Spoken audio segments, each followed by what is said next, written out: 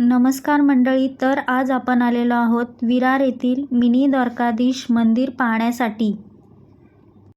तर हे मंदिर खूप सुंदर आणि भव्य असं बनवलं आहे। तर या मंदिराची प्राणप्रतिष्ठा ही 26 नोव्हेंबरपासून 5 दिवस चालू आहे। तर आता हे मंदिर सर्व भक्तांसाठी दर्शन घेण्यासाठी खुले केले आहे। तर तुम्ही बघू शकता, हे मंदिर खूप असे सुंदर दिसत आहे। तर इकडे भक्तांनी खूप अशी गर्दी केलेली आहे। तर या मंदिराजवळ एक छान असे गोवर्धन पर्वत तयार केले आहे। तर तिथे कृष्णाची मूर्ती तसेच अनेक मूर्त्या तयार केलेल्या आहेत व त्या पर्वतासाठी गोवर्धन पर्वताची माती आणलेली आहे।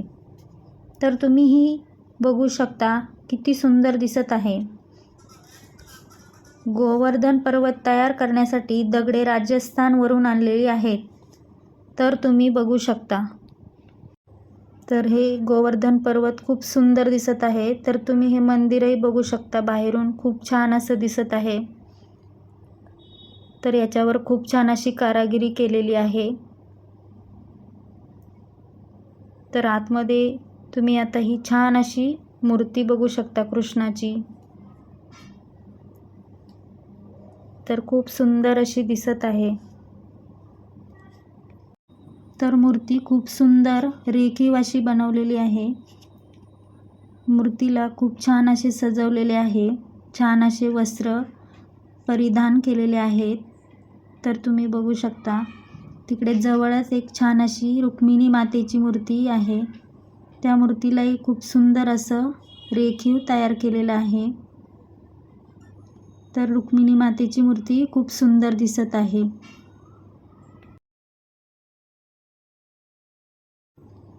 तर इकडे जवळपासच्या भक्तांनी दर्शन घेण्यासाठी व पूजेसाठी खूप छान असा प्रतिसाद दिलेला आहे आणि दर्शनालाही आलेले आहेत।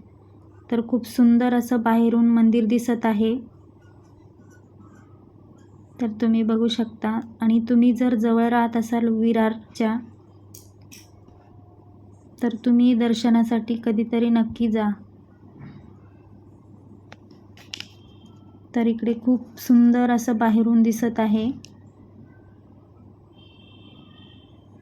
तर मंदिराचा परिसर अशा प्रकारे दिसत आहे।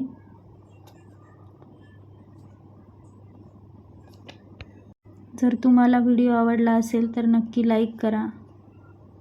तर थँक्यू।